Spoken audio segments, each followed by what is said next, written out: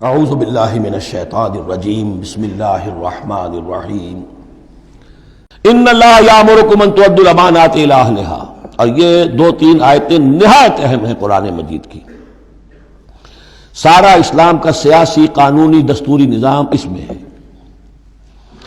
ان اللہ یامرکم ان تؤدوا الامانات الی اہلہا، پہلی بات تو یہ اللہ تمہیں حکم دیتا ہے کہ امانات سپرد کرو اس کے اہل لوگوں کو۔ فَإِذَا حَكَمْتُمْ بَيْنَ النَّاسِ أَن تَحْكُمُوا بِالْعَدْلِ، اور جب لوگوں کے درمیان فیصلہ کرو تو عدل سے فیصلہ کرو۔ پہلی بات یہ ہے کہ جو بھی آپ سیاسی نظام بناتے ہیں، انتظام کرتے ہیں، اس میں منصب ہوتے ہیں، منصبوں کی پھر ذمہ داریاں ہوتی ہیں تو اختیارات بھی ہوتی ہیں، اس کو دیکھ کر دینا چاہیے کہ کون اہل ہے۔ یہ کہ برادری کی وجہ سے، رشتہ داری کی وجہ سے، کسی کی دولت کی وجہ سے، کسی کے دھونس کی وجہ سے اگر آپ نے کیا تو خیانت کی ہے، پھر یہ امانت ہے۔ اس امانت کا استعمال صحیح ہونا چاہیے۔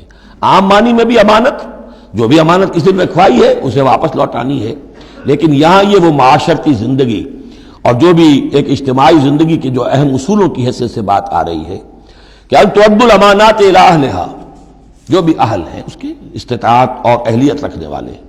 نمبر دو، جوڈیشری۔ وَإِذَا حَكَمْتُمْ بَيْنَ النَّاسِ أَن تَحْكُمُوا بِالْعَدْلِ، پہلی چیز ہے سیاسی نظام، کس کو امیر بناؤ، امیر المومنین بناؤ، کس کے لیے تم ہیڈ آف دی اسٹیٹ بناؤ، کیا کرو، وہ تو جو بھی نظام ہوگا پہلے تو یہ کہ وہ اہلیت کی بنیاد پر ہو۔ نمبر دو، جوڈیشری جو ہے وہ مضبوط ہو۔ اذا حکمتم بین الناس ان تحکموا بالعدل، جب لوگوں کے مابین تم فیصلے کرو تو عدل کے ساتھ کرو۔ ان اللہ نعم ما یعظکم بہ، یقیناً اللہ تعالیٰ یہ بہت ہی اچھی نصیحتیں ہیں جو تمہیں کر رہا ہے۔ ان اللہ کان سمیعا بصیرا، یقیناً اللہ تعالیٰ سب کچھ سننے والا، دیکھنے والا ہے۔ اب تیسری ہے لیجسلیچر۔ آپ کو معلوم ہے یہ تین پلرز ہیں ماڈرن سٹیٹ کے، چوتھا کہہ دیتے ہیں کہ پریس بھی چوتھا پلر ہے، یہ کہنے کی باتیں ہیں، اصل میں تو تین ہی ہیں، لیجسلیچر، جوڈیشری اور انتظامیہ، ایگزیکٹو۔ ایگزیکٹو کی پہلی آیت آ گئی، جسے اختیار دینا ہے دیکھ لو کہ اہل ہے کہ نہیں، عدلیہ، اور اب تیسری بات لیجسلیچر۔ لیجسلیچر کے اصول کیا ہوں گے؟ یا ایھا الذین آمنوا اطیعوا اللہ واطیعوا الرسول، اے اہل ایمان اطاعت کرو اللہ کی اور اطاعت کرو رسول کی۔ یعنی کوئی قانون اللہ اور اس کے رسول کی منشا کے خلاف نہیں بنایا جا سکتا۔ یہ ہمارے دستور میں بھی لکھا ہوا ہے، no legislation can be done repugnant to the Quran and the سنہ۔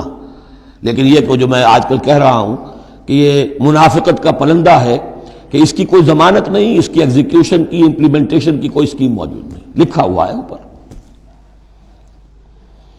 اطیعوا اللہ واطیعوا الرسول، اللہ کے احکام اور رسول کے احکام، یہ دو مستقل سورسز آف لا ہیں، مستقل سورسز آف لا۔ منکرین سنت کی یہاں نفی ہوتی ہے۔ وَأُولِي الْأَمْرِ مِنْكُمْ، اور اپنے میں سے اولو الامر کی بھی اطاعت کرو۔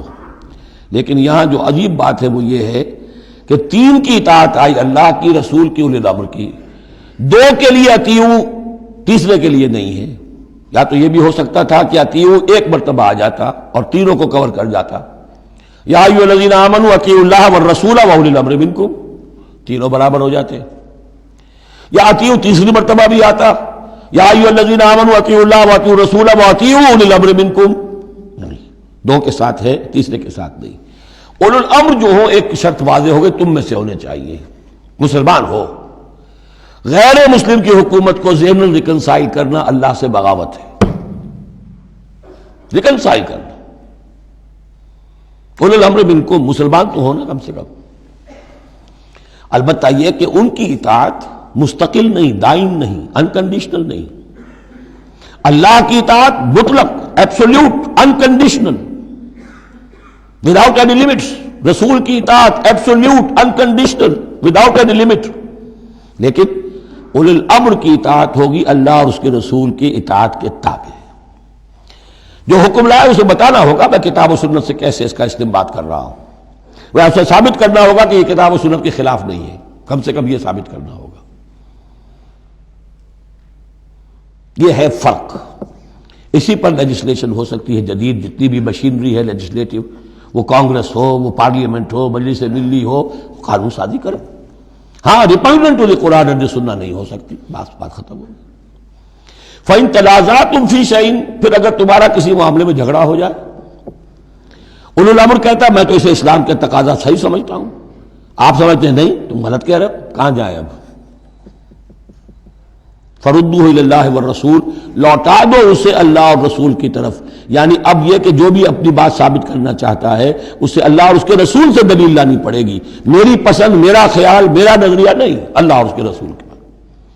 اور اس میں یہ بات ماننی پڑے گی کہ ابھی یہاں ایک خلا ہے، وہ خلا یہ ہے کہ یہ فیصلہ کون کرے گا کہ اس کی رائے صحیح ہے یا اس کی رائے صحیح ہے. یہ ہے اصل میں آج کی ریاست میں آ کر وہ خلا پر ہو چکا ہے، یہ جوڈیشری کا کام ہے.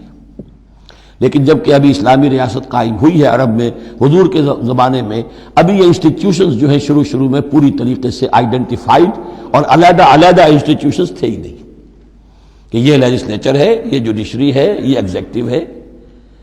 حضرت ابوبکر کے زمانے میں تو کوئی یعنی قاضی تھے ہی نہیں. حضرت عمر نے پہلے شعبہ قضا شروع کیا ہے، تو رفتہ رفتہ انسٹیٹیوشن ڈیولپ ہوئے ہیں.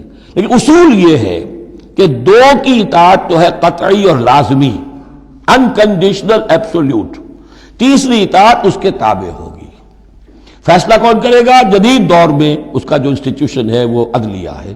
وہاں ہر شخص جائے، اپنی دلیل دے، علماء جائیں، عوامی جائیں، جو چاہیں جائیں، سب وہ جو جا کر دلائل دیں، لیکن وہاں سے فیصلہ ہو جائے گا کہ واقعتاً یہ ریپگننٹ ہے یا نہیں. فَإِن تَنَازَعْتُمْ فِي شَيْءٍ فَرُدُّوهُ إِلَى اللَّهِ وَالرَّسُولِ إِن كُنتُمْ تُؤْمِنُونَ بِاللَّهِ وَالْيَوْمِ الْآخِرِ. یہ طرز عمل تمہیں اختیار کرنا چاہیے اگر تم واقعتاً اللہ پر اور یوم آخر پر ایمان رکھتے ہو. ذَلِكَ خَيْرٌ وَأَحْسَنُ تَأْوِيلًا، یقیناً یہ بہت ہی بہتر بھی ہے اور نتائج کے اعتبار سے بھی بہت ہی مفید ہے. صدق اللہ العظیم.